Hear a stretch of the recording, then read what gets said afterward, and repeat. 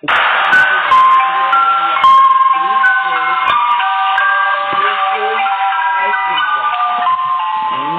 Nightmare Edition. So we're going to be going Growing up in the suburbs, one thing I always enjoyed in the summertime was the ice cream truck, specifically Mr. Softy. As a very little kid, anytime I'd hear the song of the Mr. Softy truck echoing through the streets, I'd beg my mom for a few dollars and run outside to wave down the truck. I remember one of the first times I was ever left home alone. I was, I think, 7 years old. My mom was away somewhere and my dad was off that day. He apparently entrusted me to be home alone for a few minutes while he ran to the store. He was definitely the less responsible parent. I was in the living room watching SpongeBob, I'm pretty sure, when I heard the familiar sound of the Mr. Softy tune outside.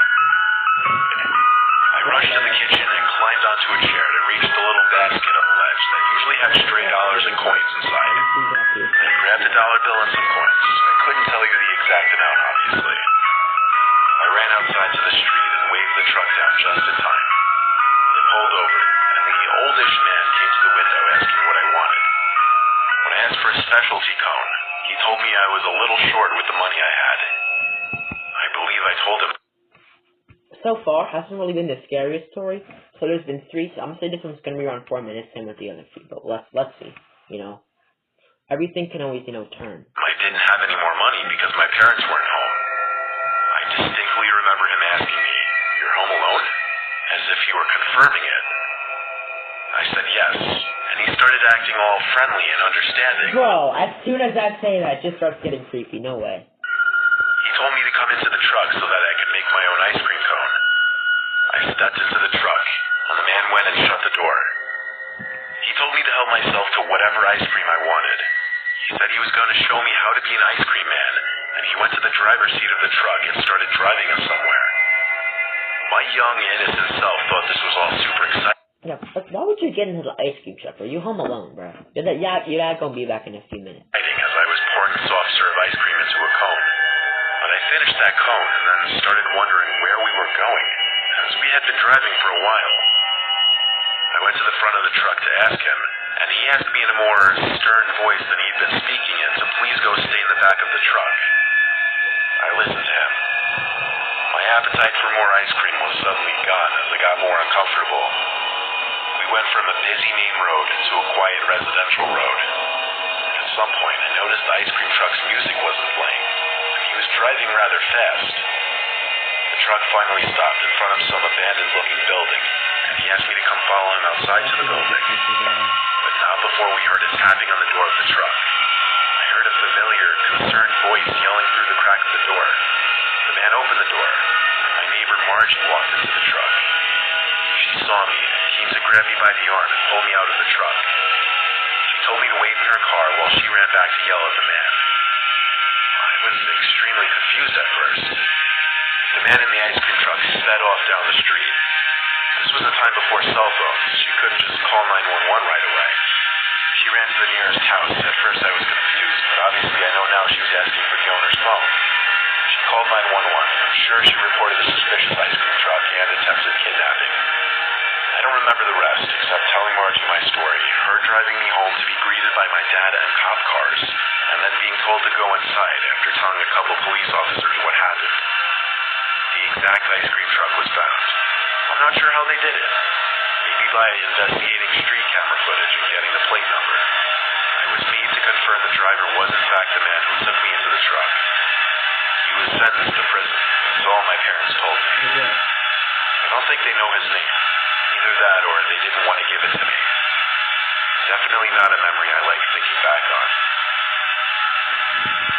So I always hear this voice and it's not like one of those scary animations, bro, but this is 100% like one of the voices they use in those scary story animations where it's some boy or whatever. He has who's acting like a zombie in the thumbnail or something. I used to listen to a lot of those things.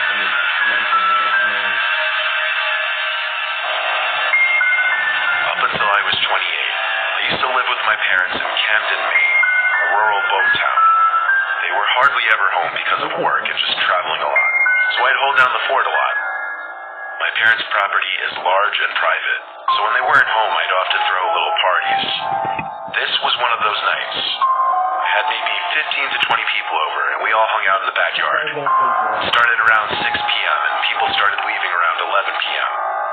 By midnight, everyone was gone, and I was absolutely shot from a mixture of having been in the sun most of the day and then drinking since around 6. I changed and got into bed. Before I could even fall asleep, though, I heard something one would not expect to hear this late at night. It was the sound of an ice cream truck, only it was a tune I'd never heard before, a kind of creepy sounding one. The tune got louder until it seemed to be right outside. I lay there waiting a minute or two for it to go away. There is ice cream trucks that drive by my house sometimes. And I was, like, right next to a school, bro. It's like, my house, if you, like, take, like, a turn, and, like, go, and take another turn, and then take another turn, it's, like, right there, bro. I live real close to a school. But when it didn't, I finally got up and went to the window to look outside. I couldn't see anything from my bedroom window, so I went downstairs and looked out the living room window. They never left the horror I could movie. vaguely see what had to be an ice cream truck out on the lawn. My heart started pounding the inside of my chest. Who was it? Why were they here? What did they want? I paced around the living room for a bit, not knowing whether to call the police or my dad, or just... And I don't know, but there was, like, 3 or 4 The awful tune of the ice cream truck didn't stop, though. It grew sickening. I ended up finally snapping and going out the front door to the porch. Great idea. I mean, it's a scary story. What am I expecting, bro? There, I could more clearly see the ice cream truck parked on our property, like a little less than 100 feet away from the porch. It was parked on the grass. It wasn't exactly a typical-looking ice cream truck. It was like a white van with ice cream pictures stamped or painted on. I was a mix of confused and worried, mostly worried. Saying it was an abnormal sight would be a gross understatement. I stepped onto the grass with my bare feet and walked just a little closer to the van. The headlights weren't on, so when I got close enough, I saw there was no one in the driver's seat. When I got even closer, I saw one of the sliding doors on the side was open. I suddenly felt as though I could be jumped at any second. I looked around me in a panic, and then ran back inside the house and locked the door. Bro, there's someone in his house for sure, bro. Like, he opened that, and he left, and the sliding door open, bro. Like, someone 100% got out. Now I did call 911, and I asked them to please hurry. The woman asked me to walk around the house and check to make sure everything was locked. I started from the main floor and worked down to the deck to the back door. The glass panel on the back door was shattered. It was unlocked and opened. What did I I say? whispered this to the 911 operator, even though I was truly freaking out inside. She told me to go to a room with a lockable door and wait there until officers arrived. So I tiptoed to the nearest bathroom and locked the door. The operator told me to stay on the line and be quiet. A few moments later, someone on the other side of the door tried turning the doorknob. Then they banged on the door 3 times. The woman on the phone said quietly that she heard it and for me to remain quiet and calm. Then I heard the back door to the house slam shut.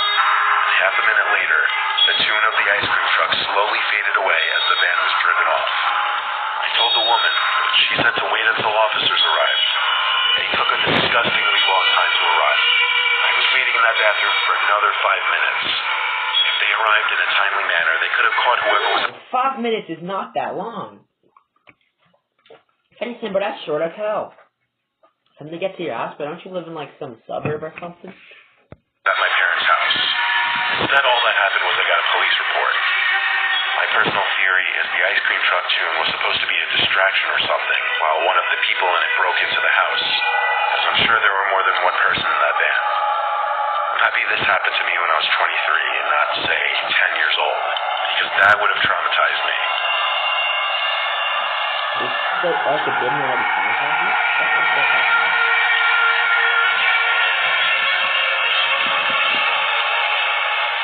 This happened a long time ago. I was in the 6th grade.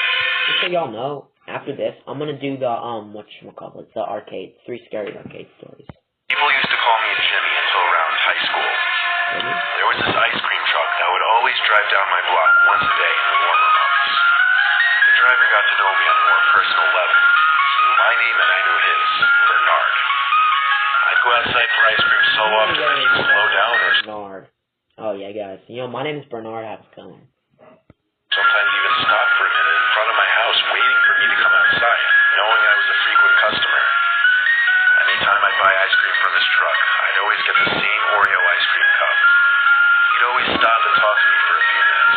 sometimes he'd give me free ice cream. There was this one Friday, though, and I remember it was a Friday because it was the start of the weekend that my parents were going away. On this Friday, Bernard once again passed my house, and it was one of the days that I went outside to buy from him. On this day, though, he gave it to me for free again, and because of that, I stuck around and chatted with him for a while. He asked me how things were going and whatnot, and I told him I was excited to have the house to myself for the weekend. He was surprised that I would have the house to myself at such a young age. Now I get it. He said I was lucky and to enjoy. Then he drove off, and the truck eventually disappeared along with the music. The rest of the story is the part that you may not even believe. I stayed up late in my room because my parents weren't home. I was playing video games on my computer when I heard the That's like, but I felt like I was tripping there.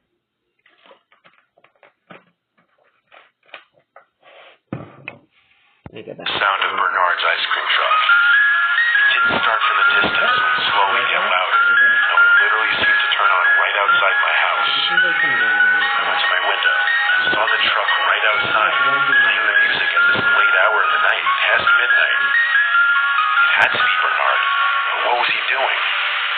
The music suddenly stopped, and the truck's lights turned off. I opened my window a crack just to listen for what might be going on. Oh, it ain't Bernard. Just the sound of crickets, until I saw Bernard appear from the darkness, quickly approaching my window, yelling Jimmy. He stopped when his face basically banged into my window, and he started telling me to come outside. He told me I could get all the free ice cream I wanted, but the way he was speaking, he seemed off. He seemed like he was on something. His movements were spastic and sporadic. He then tried pulling my window further open aggressively, and I screamed and yanked it closed. He started knocking on the window, and I screamed and begged him to leave or I'm calling the cops. When I said that, he turned around and ran back to his truck. The lights turned back on, and he drove off into the night without the music playing. I was so scared I didn't know what to do. I didn't want to call my parents, and I was scared to call the cops. You're scared I to just call locked the my cops. bedroom door and tried to go to The people who would help you get away from the situation, you're scared to call them. What type of logic is that? sleep, but it was a long night before I fell asleep. Bernard never returned to my block after that, but anytime I'd hear an ice cream truck passing by, I'd get paranoid every time.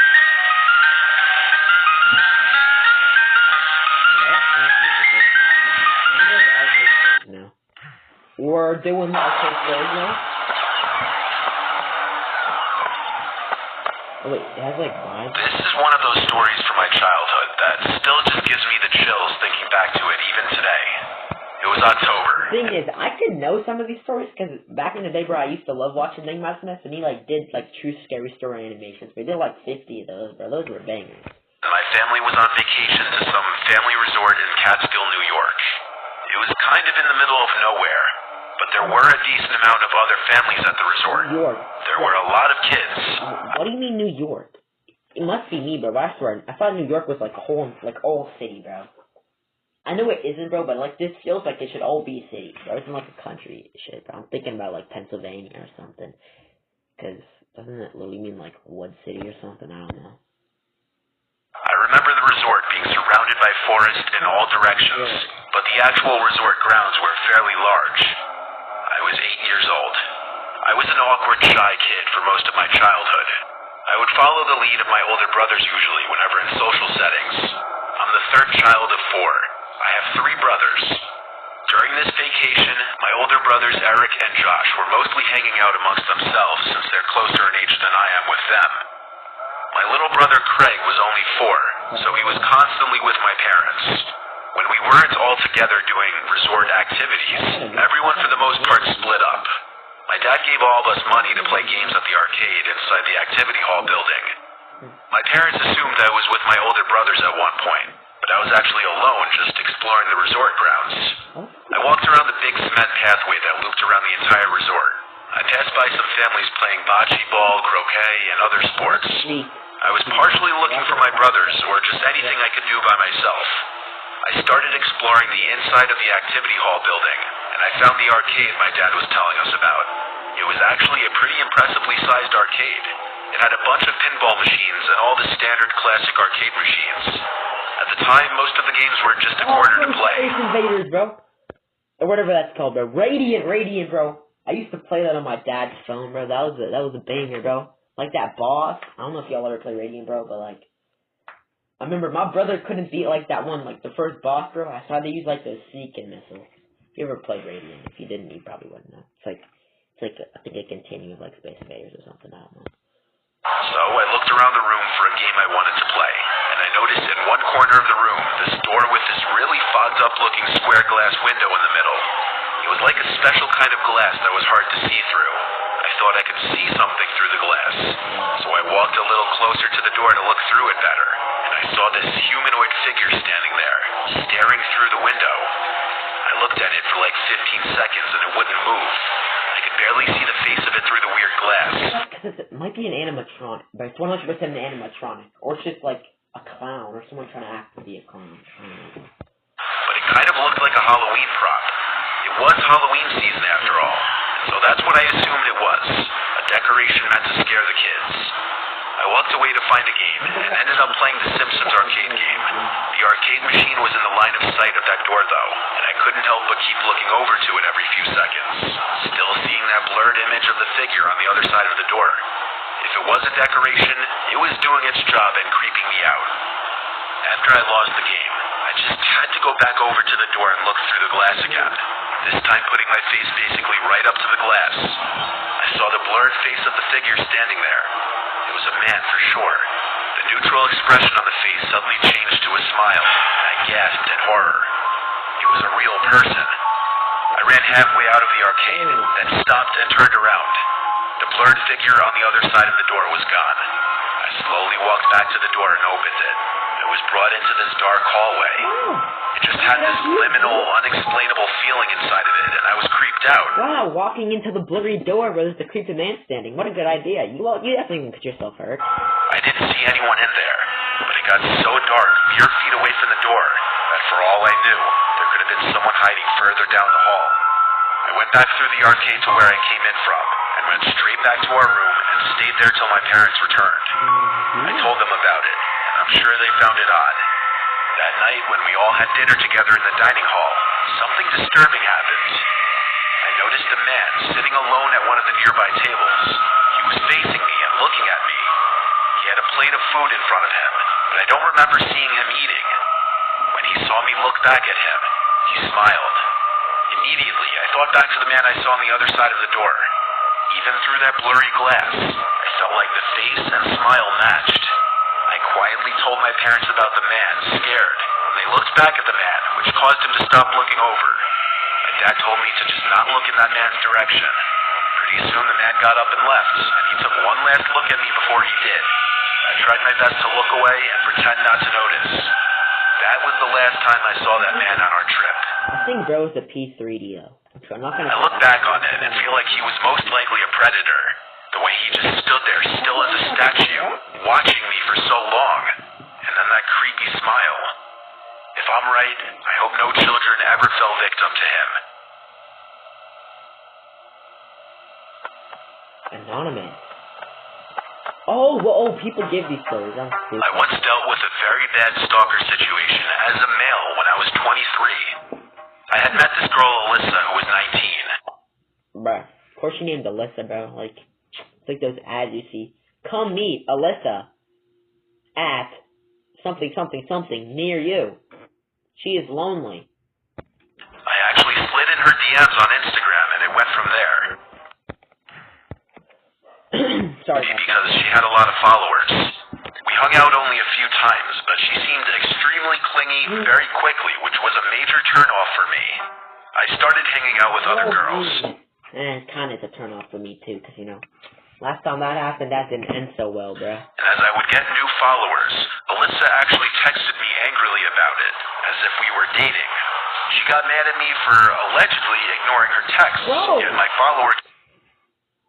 If she's onto your DMs, then date her. Bro, didn't you slide into your DMs? Did you slide into her DMs, bro? Why don't you just date her, bro? Acting like y'all isn't girlfriend and boyfriend, bro. If she trying to meet up with you and she clingy, then she fucking girlfriend, bro. What the hell you doing? Our count was going up from new girls. It was pretty comical at first. I didn't really let it bother me. I started talking to this girl, Meg. As our second date, we decided to go to Dave & Buster's. We drank a little before we went, so when we got there, we already kind of had a buzz going. You just go to Dave & Buster's? What are you doing, bro? And I ain't taking my girl to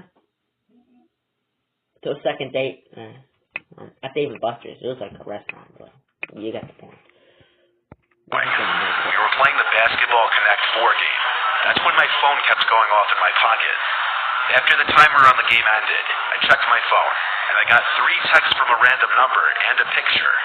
The picture was of Meg and I in front of the basketball game. The text said, "No way, I'm at Dave & Buster's too."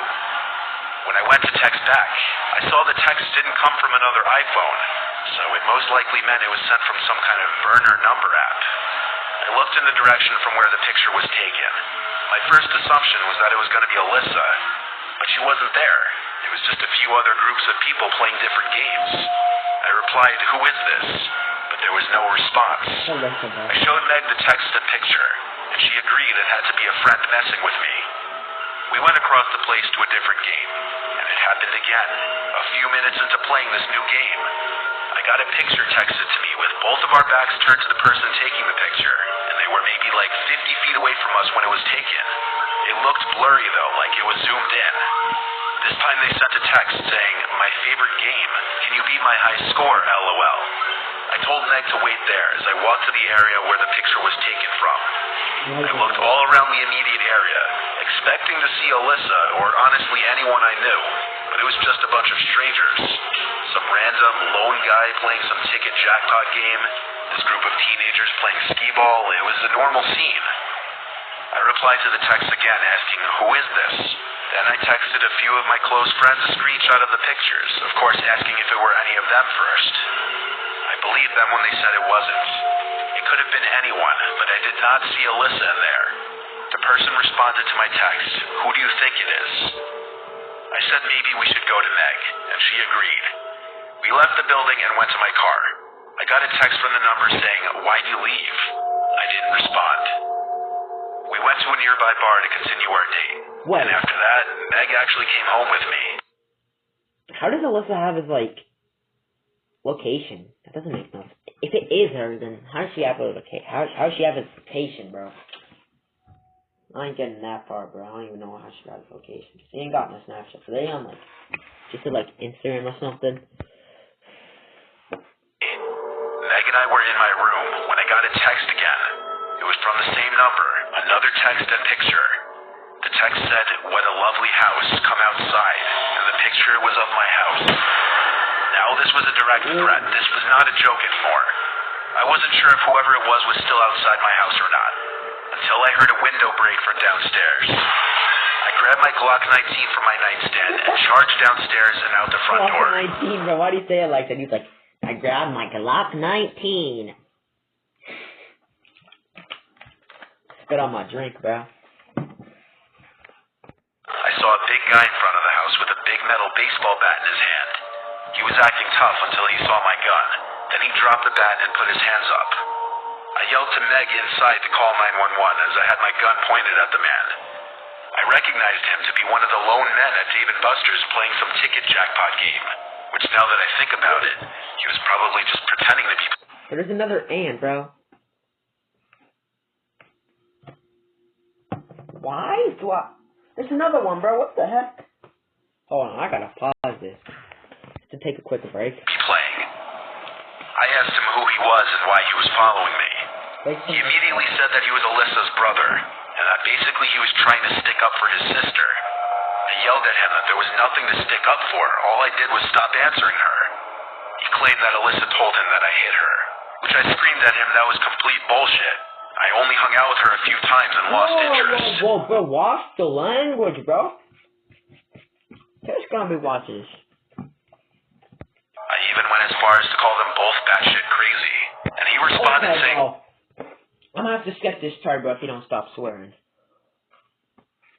Please don't call the cops. But Meg did, and when they showed up, it was an easy arrest for the police. I also sent a video of the ordeal to Alyssa, which was the sweetest form of revenge imaginable. She didn't even reply to it, but I know she saw it. Needless to say, Alyssa's psychotic brother paid for the window, and neither of them have dared to bother me again. Psychotic brother. Okay, that is kind of mean, but like, bro. Well, is he not just helping out his sister? I mean, yeah, breaking the windows too. Breaking the windows like excessive. I'm not gonna lie.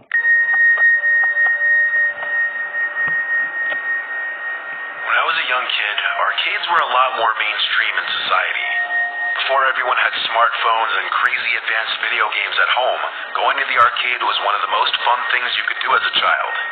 There was this arcade right by my school that my friends and I would often go to after school or on the weekends.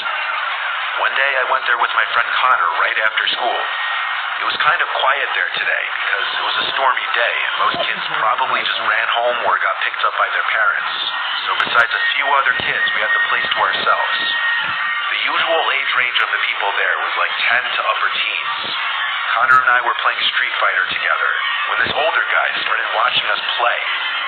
Looking back now, I'd say he was around 35, which to us when we were 10 seemed super old. Connor and I looked at each other and smirked because we both noticed it and it was kind of awkward.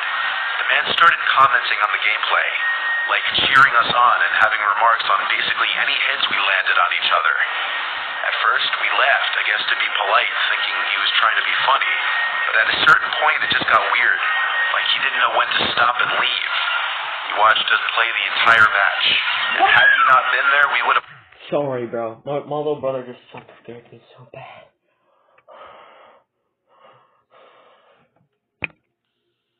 We decided to migrate to something else just to try to get away from him. As we went over to the air hockey tables, the guy was following us and started talking to us. He introduced himself, but I don't remember the name he gave. He offered to pay for our game of air hockey. We were 10 and we viewed our quarters as gold, so we accepted the guy's offer. Even at 10, we could tell he gave off some kind of antisocial tendencies. He didn't... Judging like how back when, this shit like in probably like in the 80s or 90s, quarters were worth more, bro. They're probably worth like, I'm gonna say like almost $1 today's money. It's inflation and shit. Seemed completely normal. Of course, he watched our game of air hockey too and kept commenting on the game as if he were a professional commentator for some sporting event. But it went from annoying to downright creepy when he started making physical contact. It started when I scored a point on Connor and the guy like congratulated me and put his hand on my shoulder. The hand stayed there for a few seconds actually. Outside I was smiling, but inside I wanted to tell him to get lost. I saw it in Connor's face too. Anytime one of us scored, he would go over to us and pat us on the back or shake our shoulders. The guy was incredibly freaking weird. Because of it, we decided to cut the arcade trip short. We told the guy we were going to head home. He then replied saying we'd be crazy to walk in the rain and offered us a ride home. We didn't have cell phones back then, and as kids, we were a lot more independent, so we fully well planned to run home in the rain. We thanked him, but said we live close, so we'll be alright. That was our mistake, not lying and saying we had a ride. We left outside into the rain and started to run towards my house. Connor was going to come over to hang out. As we were running home, a red car started creeping up from behind us, in a manner that they weren't even trying to hide the fact that they were following us. We looked back at it and could see the man from the arcade behind the wheel. He pulled closer and yelled out his window, telling us to get in. We ignored him, and he persisted, saying we're getting soaked, get in the car. I yelled back, we're good, and we continued to run. We were getting closer to my house. The man suddenly gave the car some gas and sped ahead of us, then pulled over next to the curb where we were about to pass. Connor and I stopped, and I said cross the street. And we did, to avoid the man possibly jumping out of his car to grab us. This ordeal made us run even faster to my house. My house was now in sight, and the red car was still behind us. We made it to my front porch, and I rang the bell at least 10 times until my mom answered the door. We pointed to the red car, but it was already all the way down the street. We told her about the man who was following us from the arcade, and she was mad that we led him right back to the house instead of ringing one of the neighbors' doorbells. And she was right to say that, because the next day when I was leaving to walk to school, I saw that red car parked a few houses down on the opposite side of the street right away. I went inside to tell my parents, and while my mom called the police, my dad stepped outside and started angrily walking over to the car. As my dad was halfway towards the car, it turned on and sped down the street to never be seen by us again. I had to speak to the police a little bit to describe the man and what he did at the arcade during the walk home and afterwards. Sadly, my dad did not catch the license plate, but they did have the information on what kind of car it was.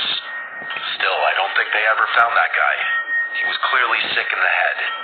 We were not allowed back at that arcade by our parents. The arcade owner was alerted of that man. He's just a PC. Alright, that's all I got today. I'm probably gonna upload again in a few days, but until then, see you guys in the next one.